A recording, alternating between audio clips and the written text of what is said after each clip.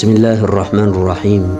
ቀጣይ ጥያቄ ጠያቂ እህታችን እንዲህ ትላለች። አሰላሙ አለይኩም ወራህመቱላህ ወበረካቱሁ። ወአለይኩም ሰላም ወራህመቱላህ ወበረካቱሁ። አላህ ይጠብቃችሁ ትላለች። አሚን ወኢያኪ እላለሁኝ። ቁጥራን ጥያቄ አንድ ሴት ልጅ ስታገባ ቀለበት ማድረግ ትዳርን መሰረት አድርጎ ክልክል መሆኑን ከካፊር ጋር መመሳሰል መሆኑን አውቃለሁ። ግን ሌላ ከአንገት ወይም ከጆሮ ላይ ቢያደርግላት እንዴት ይታያል የሚል ጥያቄ እህታችን አንስታለች።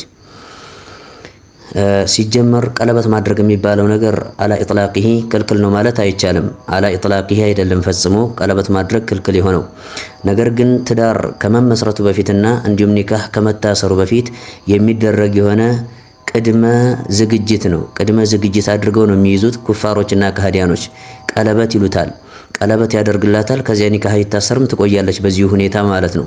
ይህ ነገር ፈጽሞ የማይፈቀድ የሆነ ነገር ነው። ከኩፋሮች ጋርና ከሃዲያን ከሆኑ አካላቶች ጋር መመሳሰል ስለሚሆን ከዚህ አንጻር ሐራም ክልክል ይሆናል። መን ተሸበሀ ቢቀውሚን ፈሁወ ሚንሁም ብለው መልእክተኛው ሰለላሁ ዐለይሂ ወዐላ አሊሂ ወሰለም ተናግሯልና ከዚህ አንጻር የተከለከለ ይሆናል።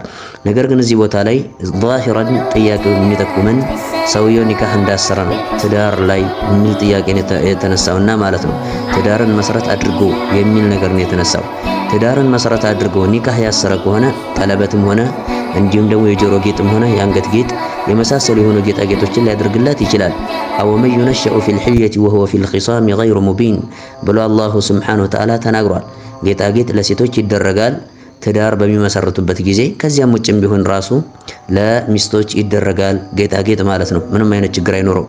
ባይሆን ግን ትዳር ከመመስረቱ በፊትና ኒካህ ከመታሰሩ በፊት የሚደረግ የሆነ ቅድመ ትዳር ከሆነ ማለት ነው፣ ልክ እንደ ቅድመ ዝግጅት ከሆነ ቀለበት የሚደረገው ኒካህ ሳይታሰር ከሆነ ይህ ግን ፈጽሞ አይፈቀድም። ከኩፋር ሴቶች ጋር ያመሳስላልና ከኩፋሮች ተግባር ጋር ያመሳስላል። ወላሁ አዕለም።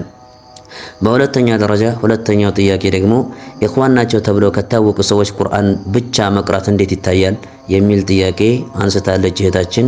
ይህም ሐራምና ክልክል የሆነ ነገር ነው።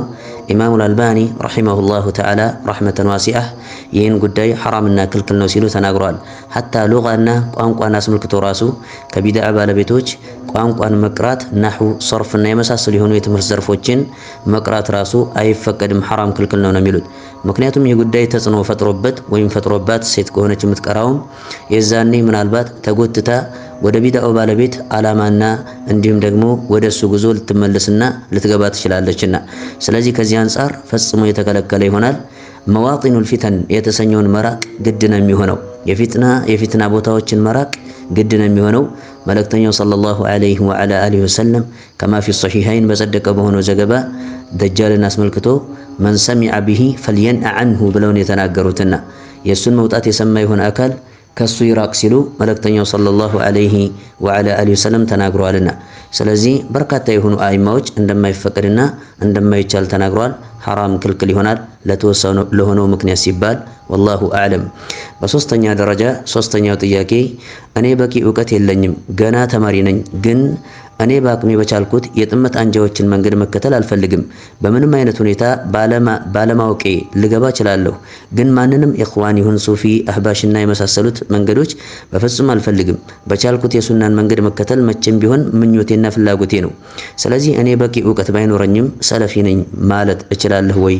ጀዛኩሙላሁ ኸይራ የሚል ጥያቄ እህታችን አንስታለች።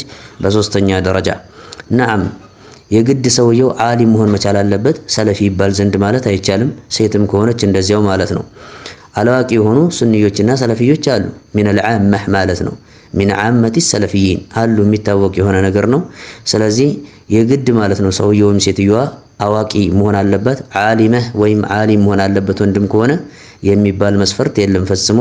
ሰውየው አላዋቂ ሆኖ ጃሂል ሆኖ ነገር ግን የሰለፊያን መንገድ የሚወድና የሚከተል የሆነ አካል ከሆነ ሰለፊ ይባላል ማለት ነው። እና ምንም አይነት ችግር የለውም። ወላሁ አዕለም። አሰላሙ አለይኩም ወረሕመቱላህ ወበረካቱሁ።